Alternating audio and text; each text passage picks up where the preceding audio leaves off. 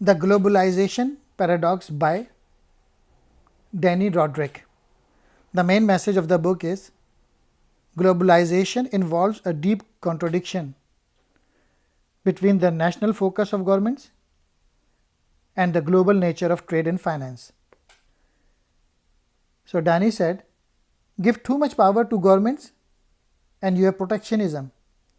Give markets too much freedom and you have an unstable world economy with little social and political support from those it is supposed to help.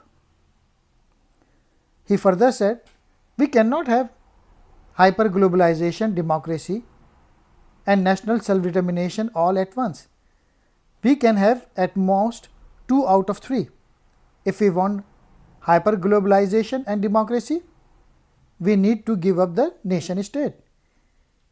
If we must keep the nation state and want hyper-globalization too, then we must forget about democracy.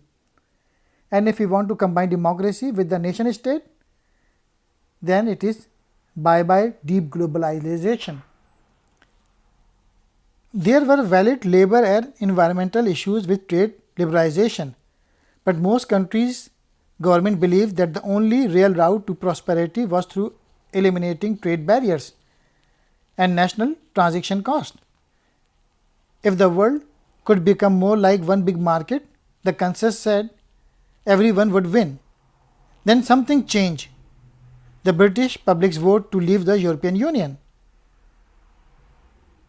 Francis Marine Le Pen talking to globalists as being an insidious species, and Donald Trump standing on an anti-globalization platform for the US presidency, calling for a return to high tariff walls to protect American jobs, the repeal of the NAFTA free trade agreement with Canada and Mexico, and withdrawal from negotiation from the TTIP and Trans-Pacific Partnership trade agreements.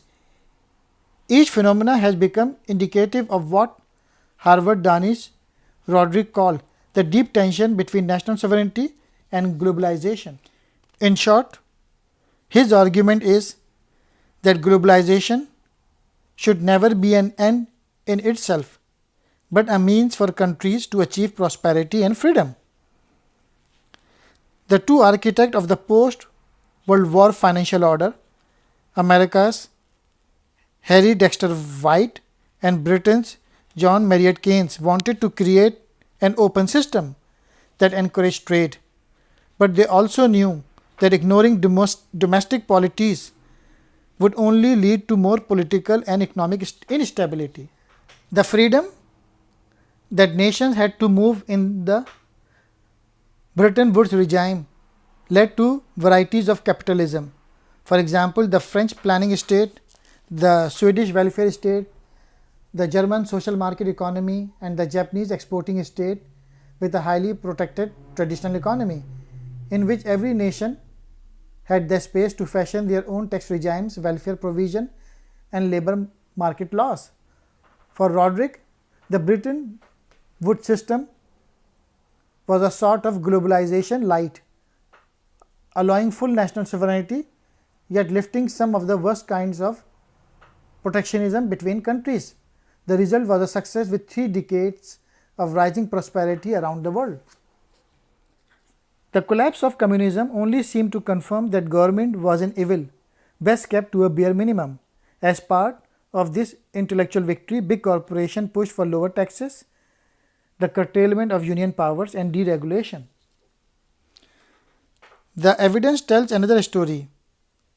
The World Bank's own 1993 report, The East Asian Miracle, Economic Growth and Public Policy, largely funded by Japan, tried to explain how South Korea, Hong Kong, Singapore, Malaysia, Thailand, and Indonesia had succeeded economically by substituting imports with local made products and becoming exporters in global economy. Yet apart from Hong Kong, they were not actually free market economics. Roderick concludes that the pursuit of democracy, national self-determination, and economic globalization are not compatible. This is the fundamental political dilemma of the world economy, he says.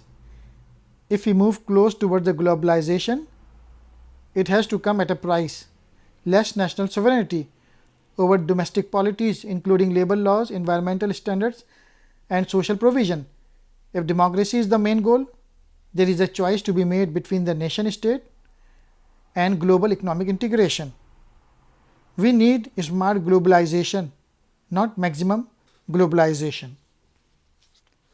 In the pro-globalization bestseller The Lexus and the Olive Tree, Thomas Friedman argued that the international capital created a global straitjacket which forced countries to submit to free trade, free capital market, and a small government.